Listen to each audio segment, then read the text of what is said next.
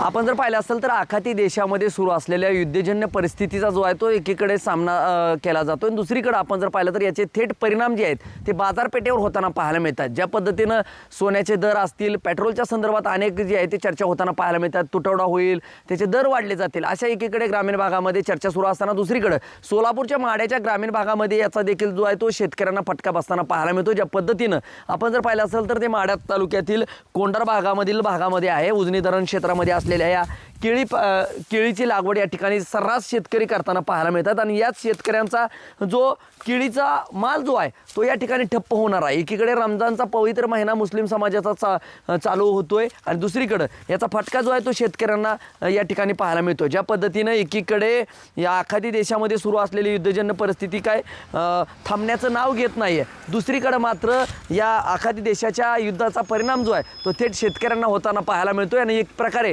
एकीकडे केळीचा फटका, केळी उत्पादक शेतकऱ्यांना जो आहे तो याचा फटका पाहायला मिळतोय आणि येत्या काळामध्ये युद्धजन्य परिस्थिती नाही सुधारली तर मात्र शेतकऱ्यांना सोलापूर जिल्ह्यातल्या जवळपास कोट्यवधी रुपयाचा फटका जो आहे तो येता पाहायला मिळणार आहे। त्यामुळे ही युद्धजन्य परिस्थिती कधी सुधारते याकडे शेतकऱ्याच्या सोलापूर जिल्ह्यातल्या नजर लागलेत। माझे सहकारी कॅमेरा पर्सन विजय शिंदेसह मी संदीप शिंदे, TV9 मराठी, माडा, सोलापूर।